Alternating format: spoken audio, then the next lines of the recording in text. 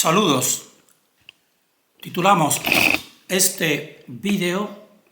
Artemis II, Tubular Bells, contexto elitista, EP41. EP significa, como ya sabrán, experiencia personal, por tanto, estos son pensamientos personales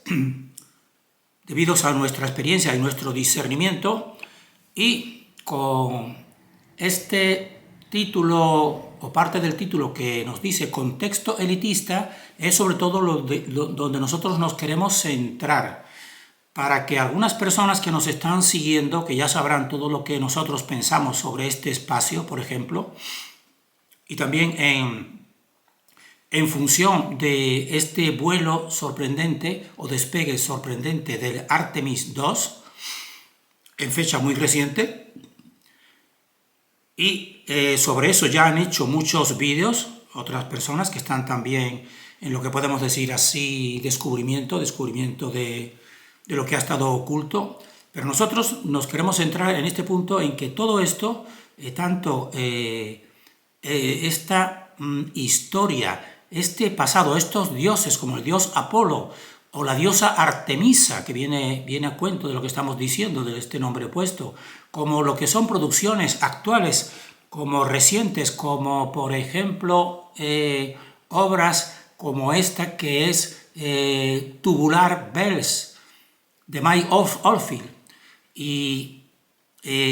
también películas como El Exorcista, pues decir que toda esta producción pues está sustentada por un contexto que decimos nosotros elitista. Entonces, si una persona llega a esa capacidad de unir todos esos puntos que van a ver aquí, pues entonces ya su pensamiento cambiará mucho, pero no queremos tampoco, podemos decir así, deprimir a la persona con una realidad que realmente no es la que nos están expresando desde siempre, precisamente estas élites, porque nosotros decimos que todo eso es el exterior y que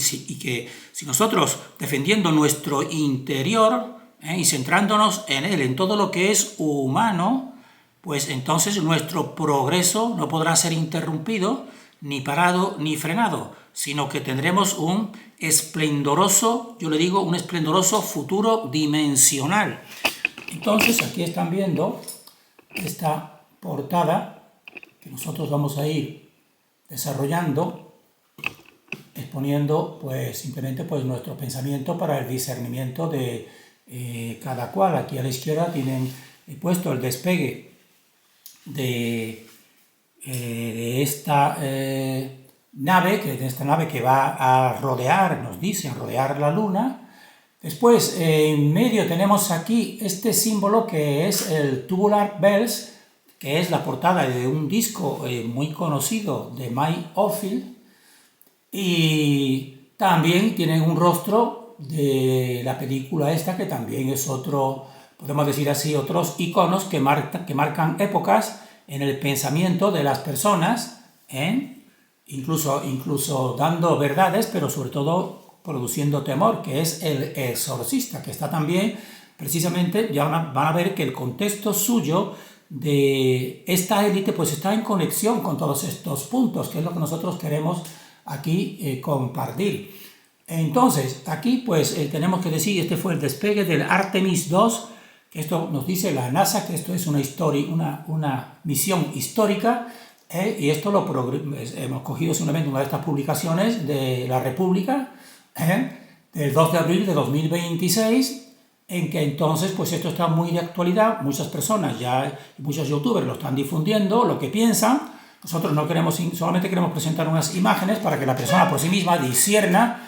si es que aún no lo ha hecho. Vean aquí las imágenes que nos forman, que nos muestran, que nos dicen que son imágenes verdaderas de la Tierra vista desde el espacio, y nosotros ya sabrán que el modelo espacial que compartimos no es este, como ya sabrán. Esta imagen de la izquierda ya saben que es la que nos mostró el Apolo 11 en 1969, y la derecha es la actual del Artemis II.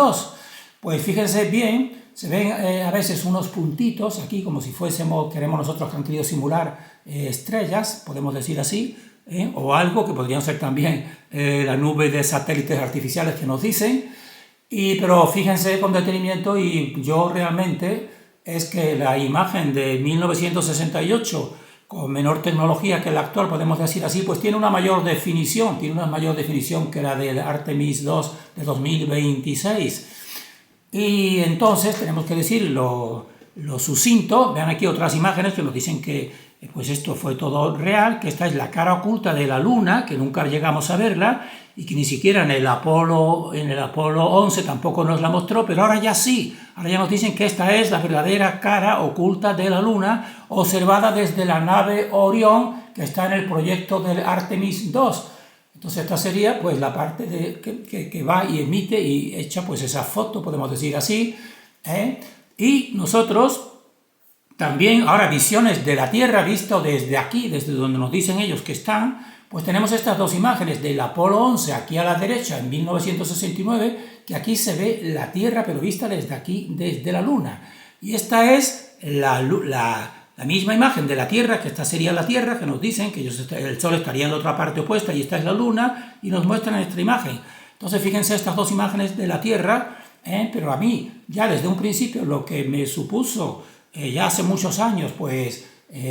podemos decir así, desconfianza esta imagen de la Tierra, porque si la Tierra es por lo menos un tamaño de 4 veces mayor que la Luna, ¿por qué desde aquí, desde la Luna en 1969 se ve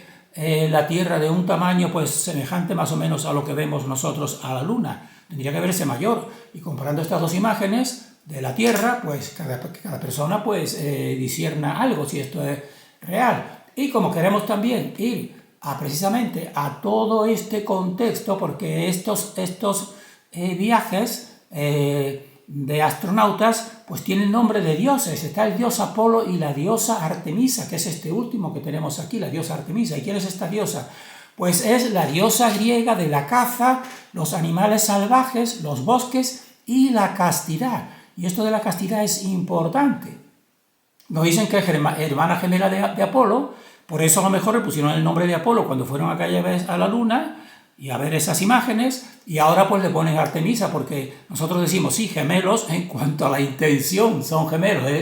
es la misma dinámica, decimos nosotros, pero fíjense ya que todo esto entra dentro de una misma agenda. Los que recuerden, que estén viviendo ahora este 2026, pues recordarán una agenda que trataba de la despoblación humana, menos habitantes, y es unas piedras que eran las famosas piedras de Georgia. Si algunos las recuerdan, pues verá que ahí se tenía reducida toda la población mundial. Bueno, pues ¿qué supone precisamente esta diosa? Es una diosa que es virgen,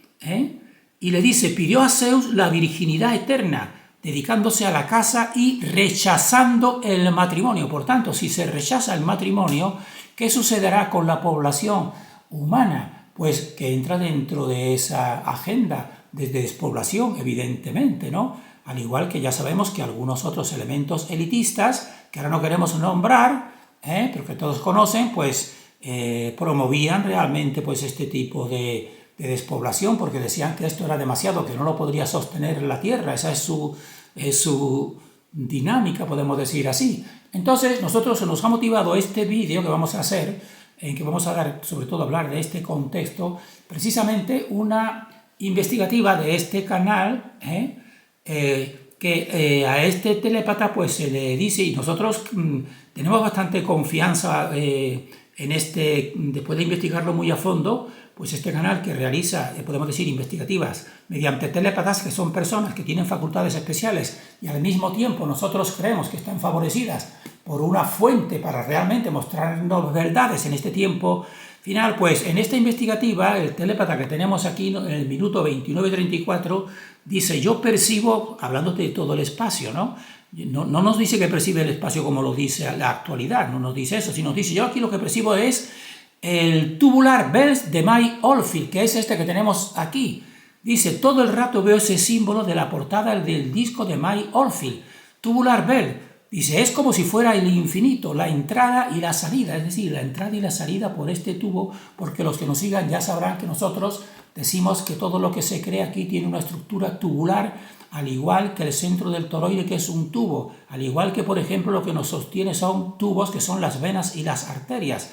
Por tanto, es lo que está percibiendo esto, y nosotros decimos, pues está percibiendo una gran realidad. Esto es la entrada y la creación y la salida de todo lo que se crea aquí en esta dimensión. Y esto nos motivó a hacer este vídeo. Entonces pueden buscar Tubular Bell aquí en Wikipedia. Significa campanas tubulares y es el primer disco, la portada del disco de estudio del compositor británico Mike Oldfield, que fue lanzado el 25 de mayo de 1933, cuando él solo tenía 19 años, y esto fue un hito mundial. Pero todos los que están detrás de todas estas creaciones, pues es esta élite, decimos nosotros. Y entonces le pusieron también, en ese mismo año, pues está la película El Exorcista, dirigida por William Friedkin, que también marca un hito aquí de pensamiento en la humanidad. Pues por tanto esto también viene de este contexto que nosotros decimos elitista, porque precisamente también pues lo que nosotros decimos de esta película pues y de Tubular Bell, pues el primer lanzamiento de este disco fue por Virgin Records, propiedad del empresario Richard Branson, que es de mucha actualidad, precisamente ahora también por sus, podemos decir así, por sus naves que van a ver que hacen también viajes en órbita, nos podemos decir así. Entonces, este disco, pues nos dicen que fue el que logró introducirse y consolidarlo a Richard Branson, y nos pone a Richard Branson como si fuese una persona, podemos decir así, fuera del contexto elitista, que por su propio esfuerzo, y ya lo van a ver aquí, pues ha descollado. Pues nosotros decimos, pues no, para nosotros todas estas élites ya vienen de unos linajes milenarios, podemos decir. Entonces esto vendió unos 15 millones de copias, pues este disco de Mike Oldfield, que le da precisamente también a la música inicial de esta película. Fíjense también que en esta película hace un giro de 180 grados en esta persona que está poseída, podemos decir, su cabeza hace un giro, y eso precisamente es también el giro que hace toda esta creación y que precisamente también se refleja en ese símbolo, como ya sabrán un poco lo que nosotros vamos pensando, pero vamos a ver un poco lo que dice toda esta oficialidad de Richard Branson, que lo tenemos aquí, que es el propietario de Virgin Records, el que puso también, podemos decir así, la capacidad para que esa banda musical y ese tubo, podemos decir así, esa portada, pues fuese, podemos decir así, conocida por todo el mundo. Entonces este es el propietario, Richard Branson, de 360 empresas que forman el grupo Virgin Group Branson, realmente. Y entonces, ¿qué nos dice? Todo lo que vamos a decir aquí no vamos a dejar para que la persona por sí misma piense realmente, pues si lo que nosotros pensamos, que estos son linajes que vienen desde un pasado y que realmente, precisamente cuando dominan todos los medios, pues los medios los ponen precisamente como personas salidas del pueblo normal que por su esfuerzo pues se ganan el lugar en el que están. Que la persona, nosotros vamos a decir simplemente lo que nos dice la Wikipedia, evidentemente con esta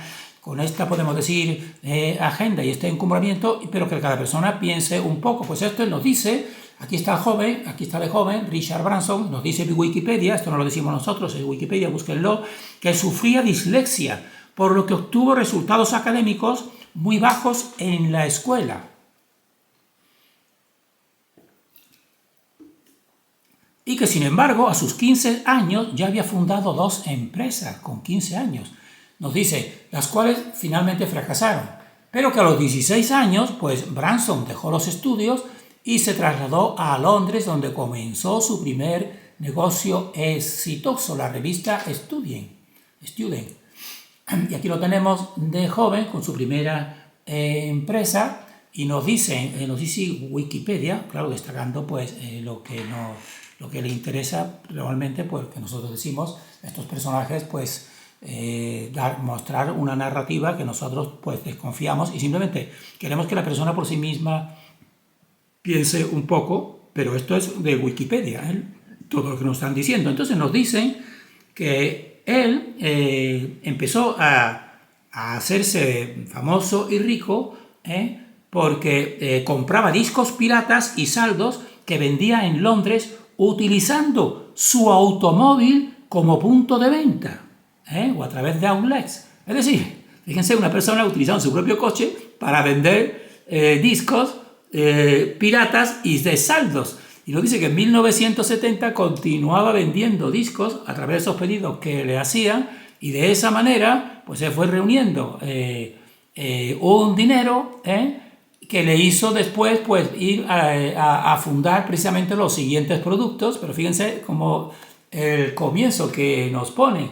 Entonces ahí nos dice que inauguró una tienda de discos en Oxford. Todos estos datos sí son reales, en Oxford Street, en Londres, y poco después lanzó el sello discográfico Virgin Records con Nick Powell. Y entonces nos dice, Branson había ganado suficiente dinero con su tienda de discos, que nos dice que comenzó vendiéndolos en su propio coche, para comprar un lugar donde instalar un estudio de grabación. Claro, cualquier persona que viendo este destaque pues coge una idea que nosotros creemos que no es real. Mírenlo aquí está Branson con Mike Oldfield, y nos dicen que después de establecer su primera tienda de discos en Londres, dice que reunió algo de dinero y pidió otro tanto prestado para comprar, nos dicen, una casa de campo destartalada. Fíjense, una casa de campo destartalada que convirtió en The Manor Studio, que es el estudio de grabación. Y entonces alguien le dijo a él, un ingeniero le dijo, mira, he escuchado esta canción, esta melodía de Mike Oldfield, que era un artista, evidentemente, tocaba todo, Mike Oldfield, y es muy hermosa tal, échale un ojo a ver si se le puede promocionar, podemos decir así. Y efectivamente, él lo llevó precisamente a esa estudio que era de una mansión destartalada que compró pidiendo dinero, pero fíjense la mansión destartalada que es. Esto es el Sinton Manor, que fue comprada en 1970 por Richard Branson por 35.000 libras, gracias a un préstamo de su tía Joyce y una hipoteca bancaria, es decir, como cada ciudadano, ¿no? Pero fíjense lo que nos dicen que era una mansión de estado, cuando realmente esta casa, las partes principales de esta casa, porque para que vean que esto viene de linajes antiguos, fue construida en el siglo IX, todas estas mansiones que pertenecen incluso a otra época que nosotros decimos, y está ubicada en un terreno de casi 140.000 metros cuadrados, y este fue donde se formó el estudio de Virgin Records, que fue precisamente una de sus principales obras, pues dar salida pues a ese disco. Y fíjese lo que él declara aquí, lo que declara pues a una entrevista en la BBC, dijo Branson: era tan pobre que para mi vergüenza recuerdo haber pasado junto a una verdulería local y meterme una papa en el bolsillo para poder comer. Y dice, y luego cuando salió Tubular Bells, que fue un éxito, pensé que ya no tendría que preocuparme por el dinero. Nosotros decimos, pero es que esta persona se preocuparía alguna vez por el dinero. Decimos nosotros, y vean precisamente de cuáles son sus orígenes. Pero él nos dice, pero con ese éxito vinieron todo tipo de problemas. La tasa de impuestos fue tremendamente alta en los años siguientes. Es decir, lo pone todo como muchas penalidades, podemos decir así, hasta que él logra triunfar y formar esas 360 empresas actuales, que incluso hacen actualmente viajes, podemos decir así, espaciales, podemos decir así. Pues fíjense, este personaje que tenemos aquí a la derecha, Riso Branson, pues este es su abuelo. Su abuelo, el abuelo suyo es Sir George Arthur Harwin Branson, un destacado abogado británico que ocupó el cargo de juez del Tribunal Superior de Justicia y, lo más importante, consejero privado en el Reino Unido. Todos estos consejeros pues son realmente pues en estas élites pues los que podemos decir así, los principales depositarios de este poder y de este conocimiento. Entonces esto lo decimos aquí para que todo lo que nos ha estado diciendo, incluso él mismo, de pasando hambre, pues se haga alguna idea. Entonces este es el contexto. Nosotros estamos queriendo destacar el contexto del Artemis, del Apolo y de todo lo que tenemos aquí, de estas empresas. Entonces aquí tenemos a Branson, como aquí forman ya el Virgin Galactic, que él entonces aquí pues sigue con esta misma narrativa que tenemos sobre el espacio, evidentemente, en la narrativa oficial de este espacio que va a la Luna. Nosotros ya sabrán que creemos poco en eso, pero él también en esta empresa pues organiza llevar a pasajeros que sean evidentemente con muchísimo dinero. a dar vuelos en estas naves que él tiene para dar vuelos, podemos decir así, orbitales, a un precio de $200.000. Realmente es un negocio, realmente, con sus naves, en todo este contexto que decimos nosotros. Entonces aquí tenemos una de estas naves, dice, mira el despegue de Richard Branson, está en el CNN en español, pero aquí en este mismo periódico La Vanguardia, pues hace una pregunta, dice, ¿llegó realmente Richard Branson al espacio? Que cada uno se lo pregunte, porque con el Virgin Galactic y estas naves él nos dice que sí, que llega al espacio, y esto a nosotros nos recuerda también, nos recuerda a otro de estos personajes que nosotros consideramos de la élite, que es Elon Musk, que tenéis aquí, que él mismo pues también promueve, y lo han visto todo el mundo, como este Tesla, este coche Tesla de Elon Musk fue lanzado por SpaceX en febrero de 2018 con el cohete Falcon Heavy en órbita, aquí nos dicen que orbita el Sol con un maniquí llamado Starman al volante como carga de prueba. El vehículo superó su trayectoria prevista viajando actualmente más allá de la órbita de Marte hacia el cinturón de asteroides. Por ahí va ese vehículo de ese coche que tiene el nombre también de Tesla. Entonces este otro de estos personajes, supermillonario de élite, que fíjense, todos están pues con la misma, podemos decir, la misma narrativa espacial. Y entonces aquí terminamos aquí sobre Branson para que vea que todos estos personajes, incluso con sus revistas más importantes, que son premonitorias de todo lo que pasa, pues aquí nos lo presenta Branson. Es una caricatura en donde en los Simpsons, que sabrán que los Simpsons los que estén al mando de todo esto, es una caricatura de él en uno de estos famosos globos aerostáticos, pues luego de lanzar billetes, que tenemos aquí muchos billetes a la multitud. Todo esto es el contexto que estamos intentando nosotros que la persona se centre en él. Entonces nosotros ahora ya vamos a ir a este símbolo porque junto con estos contextos que para nosotros no muestran la realidad, sí muestran partes de verdad, como por ejemplo este símbolo de Tubular Bells, de esa portada de Mike Oldfield, que lo pueden buscar en Wikipedia, porque esto sí realmente nosotros le vemos un sentido a esta decodificación. Esto no es un capricho, esto es un modelo que viene desde la remota antigüedad y que hace juego con toda nuestra concepción de lo que es el 8 del infinito. Aquí está puesto esta parte así, que vean que es el 8 del infinito, pero está cortado por aquí, está incompleto realmente, y nosotros vamos a dar una explicación breve, porque nosotros decimos que el tubular bells, que significa campanas tubulares, nosotros decimos que es la visión desde fuera del movimiento creativo, que es lo que le pasa a ese telépata, que lo ve desde fuera, no está dentro, y ve desde fuera pues esta estructura, porque esta estructura, y mediante esa visión, nos hace percibir la mitad del recorrido de este movimiento creativo, la mitad que es esta. ¿Por qué sería así? Porque el observador tiene que estar fuera, si no, no lo vería, como le pasa al telépata. Percibe desde la otra mitad que no se percibe a sí misma. Es como se percibe esta parte que es la mitad. Y no se percibe